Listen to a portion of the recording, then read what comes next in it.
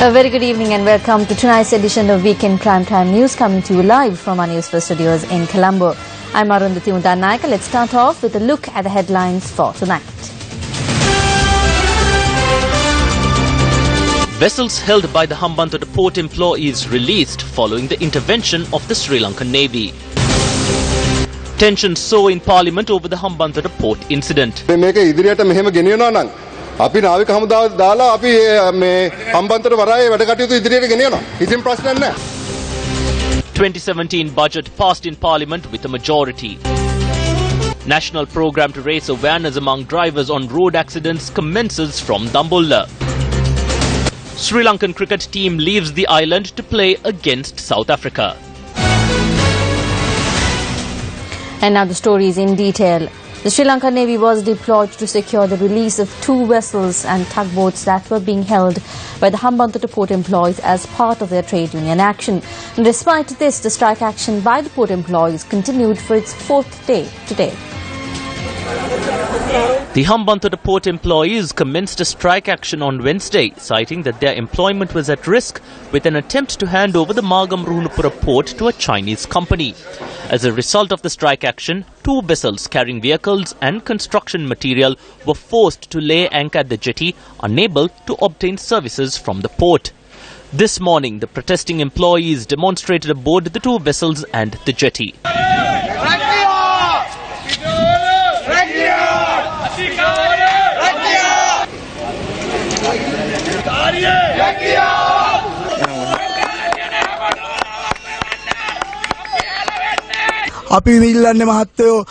We are not trying to destabilize any government. All we ask is that our employment status be made permanent so that our future will be secure.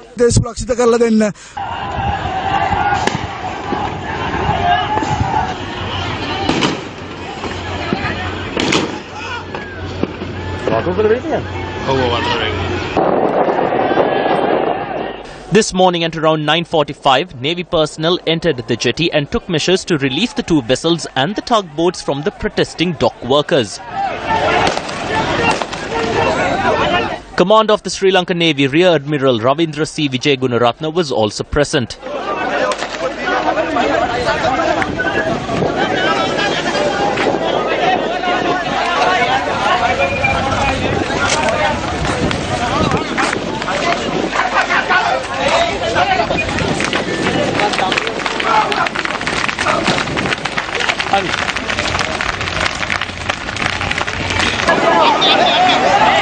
This is the manner Newsfirst correspondent Granville Ratnayaka was assaulted during the tense situation.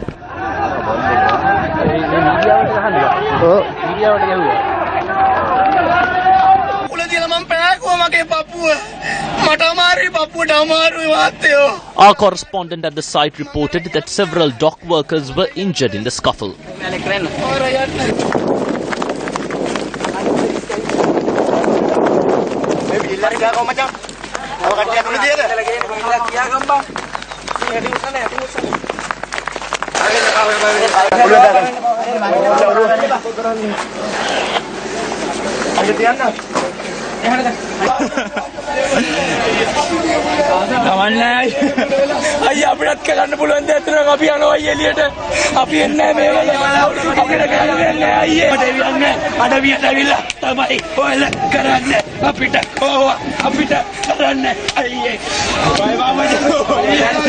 The dock workers remained at the entrance to the jetty and once again entered the jetty this afternoon.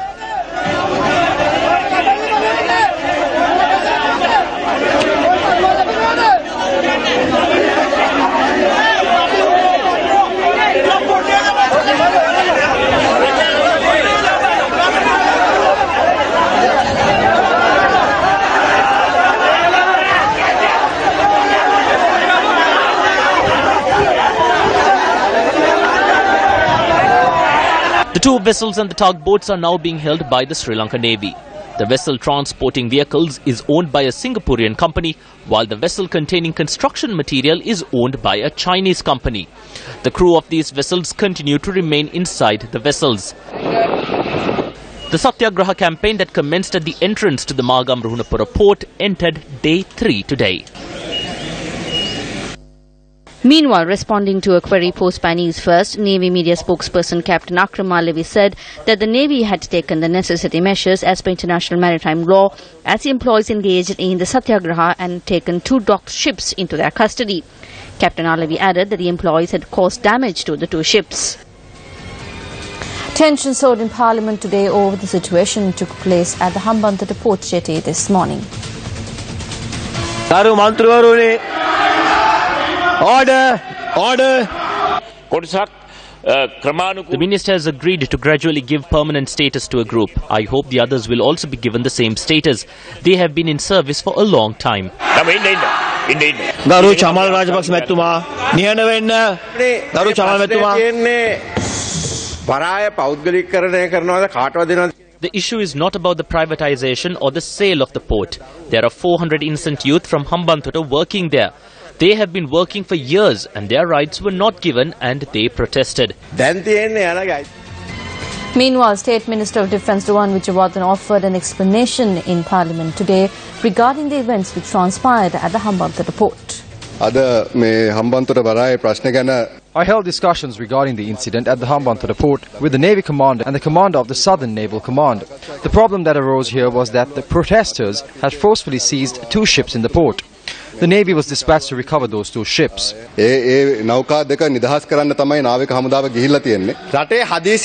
a time when there is no emergency law in the country, what law did you employ to dispatch the Navy? If 2 ships have been forcefully boarded, that amounts to piracy. The Navy can be dispatched in such an instance. There were 2 ships there. This impacts the country internationally. Honourable Member, do not belittle this issue. I will say this though, there is a political phase to this problem. Everyone knows that. If this continues, we will employ the Navy to operate the Hambantota port in the future. There will be no problem. Minister of Ports and Shipping Arjun Ranatunga convened a media briefing today to comment on the situation at the Hambantota port. At present, we have lost a large amount of money due from the Magam-Buhunupura port due to this. We are now compelled to take legal action. If the 2 vessels that are in deep sea set sail to Singapore tomorrow, they will never come here again. A group that wants to destabilize the country is giving instructions to them. We have held discussions with the Chinese company. As the number 1 condition, permanent employment status must be provided to those workers. There can be no reduction. The Chinese company agreed. The 2017 budget was passed in Parliament a short while ago with a majority of 110 votes. 165 MPs voted in favour while 55 votes were cast against. 4 MPs were not present in the chamber when the vote took place.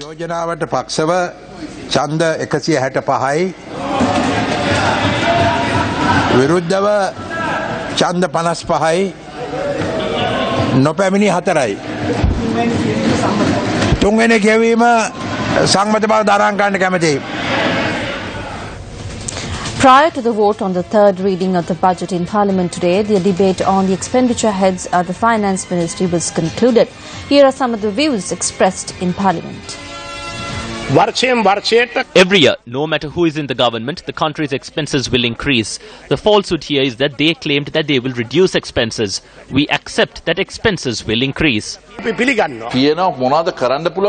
can we do? They ran the country for 11 years, turned the national debt of 1,784 billion to 9,990 billion, and now they are lecturing us. What are we to do? We can make various promises and pledges. We can say that when we come in, we will increase salaries by 20,000 rupees. We can say that the Samurti benefit will be doubled. We can say that every mother will be given a nutrition pack.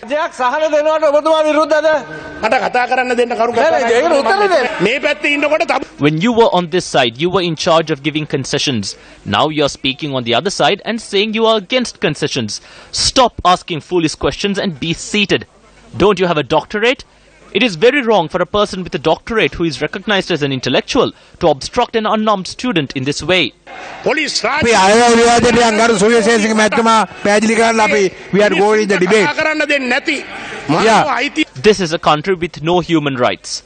Prime Minister, if you cannot govern your MPs, how will you govern the country? Even when Lord Buddha was delivering sermons, there were persons who tried to disrupt him, but with his strength, he prevented disruptions. What am I to do? Do not shout. I request that we hear him out. Lk was alone in the field. At least MP Rohana is there for you.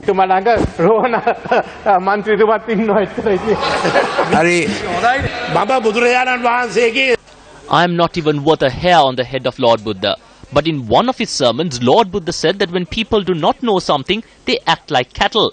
He said that while such a person's flesh would grow, his mind would not.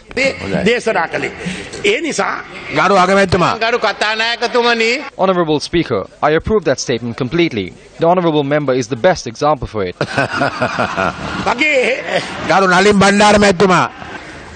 He thought in his mind that 2,500 rupees was enough for people in this country to live. Therefore, his statement suits him perfectly. All the small fry are rising. All the small fry are rising, Honourable Speaker, because now they can say that I'm mentally retarded. Order, please. Garu Mantinmala hal paruwa කියන එක අයින් කරගන්න ඒක ඒක මැටියට සාධාරණ නෑ කොහොමද? Order, please. ඉඳගන්න. Sit up, please. Now let him continue.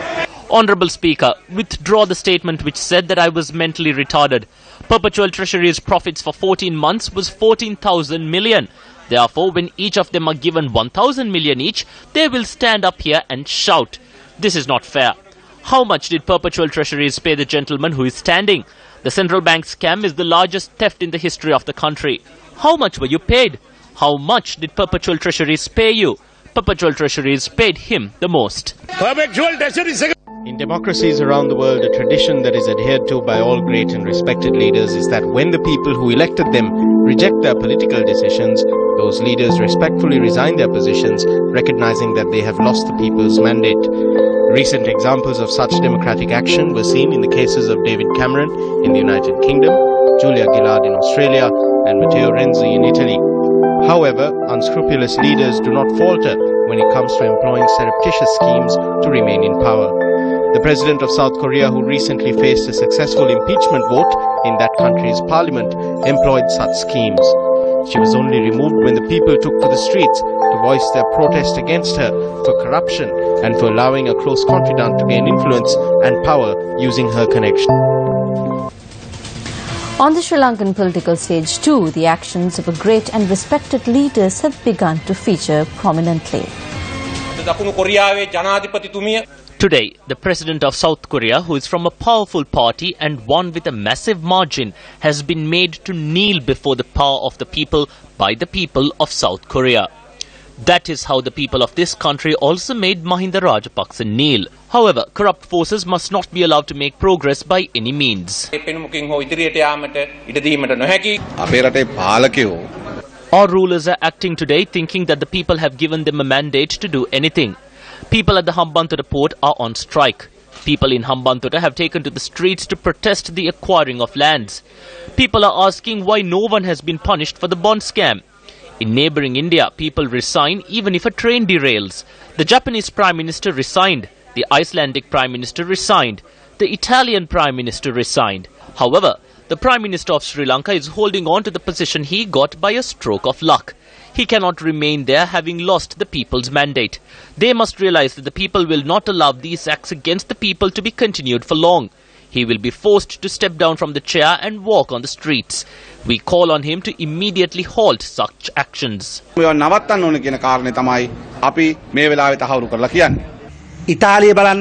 Look at Italy. The Prime Minister of Italy resigned. Prime Minister David Cameron resigned. Our Prime Minister, who feared a 30th election defeat, climbed onto the shoulders of Maithripala Sirisena to become Prime Minister. The Prime Minister is currently protecting the rogue responsible for the bond scam.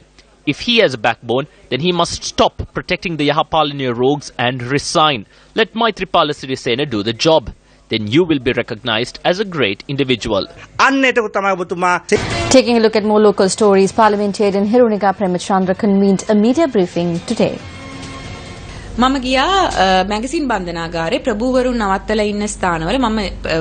went to one of the places where VIP prisoners are being held at the magazine prison. I have said before that certain MPs are using false illnesses as excuses. MP Namal Rajapaksa, a rugby player, has been provided with mattresses and pillows. That is fair since he is a rugby player. Mohammed Muzamil has been given a special mattress for a backache or neck pain. But I asked how come one MP was given mattresses for testicular diseases, rashes on their legs and gastritis. Soon after that, I saw MP Udayagammampila hastily making statements. Maybe he is the one that has the disease. After all, I did not mention his name. Later, I went to meet the SP at the magazine prison. Ranjan told me the reason for giving the mattresses and pillows. The prison journal details for what reason mattresses and pillows are given. When I asked him for it, he said it does not belong to the prison and that he cannot give it to me. But the Commissioner of Prisons gave me the journal report from the prison and Dinesh Kumar's bed details. I wish to ask if SP Ranjan is above the Commissioner of Prisons. It does not matter if these are not given to me. I spoke about it with the information at hand. There are old citizens who are willing to furnish the necessary information. දේවල් මට නොදුන්නට කමක් නැහැ මේ හැමදේම මන් ළඟ තියාගෙන මම කතා කරේ මම මම මන් ළඟ තියෙන පාර මන් ළඟ තියෙන මම හොයාගත්ත මට පුරවැසියන් ගෙනලා දීපු ඒ වාර්තා තොරතුරු දෙන්න ලෑස්ති. MP Hirunika Premachandra also spoke of her father's murder. එතුමා කියනවා දූවිලි වදින්න බෑ කියලා එතුමාට. එතකොට මේ කාලය ඇතුළත මෙතුමා පුදුමාකාර විදිහට ඇවිද්දා. He says that he cannot catch a draft, but how come when he was outside he walked in all the dusty areas? Did he not suffer then? This is a lie. After he murdered my father, he was not even imprisoned for 1 minute by the previous government. Since the Yahapalaniya government does not interfere with the judiciary, he received the correct punishment. But if he is living as if he is at home, even after being punished, then it is unfair. It is also unfair by the other prisoners. After my father's death, I did not take on any endeavour expecting defeat. I do everything with the intent of being victorious. I claimed victory in 5 years. I will not let this go now. I will continue to expose the truth of these two doctors to the country. When I was younger, Duminda Silva prepared to murder my father. As I grew older, I realized that this could not be solved through hatred. It must be solved through justice and fairness. But what is happening here is unfair by the other prisoners. That is why I am speaking about it. මේක වෛරයෙන් විසඳන්න එකක් නෙවෙයි මේක යුක්තියෙන් සාධාරණයෙන් ඉෂ්ට කරගන්න දෙයක් කියලා මට තේරුණා. හැබැයි මේ වෙන දේවල් වල හැටියට මේක අසාධාරණ අනික් සිරකරුවන්ට. ඒකයි මම මේ කතා කරන්නේ. The report on the operations of provincial councils prepared by the Subcommittee on Constitutional Reforms was presented to the Constitutional Assembly this morning. The report of the subcommittee, which was appointed by the Steering Committee of the Constitutional Assembly to inquire the links between Parliament and provincial councils, is thus presented. We have presented the reports of 7 subcommittees to the House. We have made an allocation to obtain the views of the MPs on the 9th of January. I only hope that before we discuss it in full in this assembly, that draft interim report also can be looked into, changes made if necessary, and tabled in this assembly. Joint opposition MPs inform us the reports that were submitted to the steering committee do not contain any other view. Some reports contain minority opinions. Yesterday, a group noted that though they have come forward, the respective report was not presented. We informed them that it will be taken up on the 5th and will be postponed. It will be presented on the 9th, and when the steering committee meets, a decision will be made. We are having discussions with all political parties. In fact, we were happy to have a discussion yesterday with His Excellency President Rajapaksa, former President of this country, and some of his colleagues. We are endeavouring to make everyone understand the need to forge a constitution on the basis of a consensus with the maximum participation of all political parties and people who live in this country. Yesterday, former President Mahinda Rajapaksa and the group called on the Prime Minister and held a discussion on a number of issues. The opposition leader was also present and we had a fruitful discussion. There is no reason for panic. So these xenophobic forces suddenly are raising their head and is trying to create unnecessary racial tension in the country. this is, all of us responsible leaders will have to realize that we have a mandate and we have to fulfill that mandate, but in trying to fulfill that mandate, we need to carry the entire country with us, no doubt. But in the meantime, this xenophobia and unnecessary fear-mongering has to also be stopped by all responsible leaders. As the group that represents the Tamil areas, the views of the people in the north and the east must be represented. Everyone says that it has not been finalized. It will be included on the 5th or the 6th. Let us work together to solve the national issue.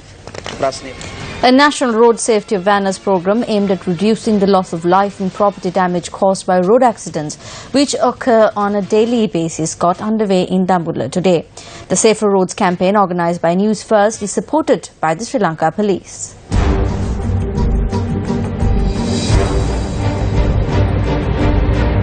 This footage obtained from CCTV cameras depicts numerous instances of violations of traffic rules and subsequent collisions. Violating traffic rules and negligent driving not only claims hundreds of lives, it also has a severe detrimental effect on children, parents and families of the victims. According to a statement from the Ministry of Health, 29,630 road accidents have occurred between January and September this year. In this 10-month period alone, 2,019 fatal accidents and 6,142 serious accidents were reported. 11,132 minor accidents were reported, while 10,266 instances of property damage have also been reported. Recognizing the impact of this serious issue on our society, Newsfirst commenced the Safer Roads campaign in Dambulla today. The large crowd that gathered for the rally and awareness program walked from the Dambulla bus stop to the town hall. Senior officers of the Sri Lanka Police, three-wheeler drivers, bus drivers and numerous motorists participated in the awareness program.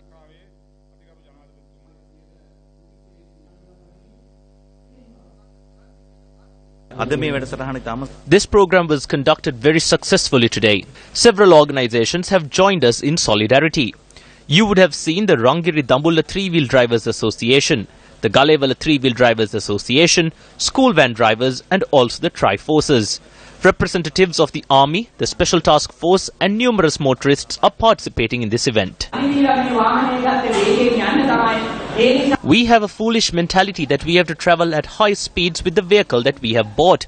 We must change this mentality and drive with more caution.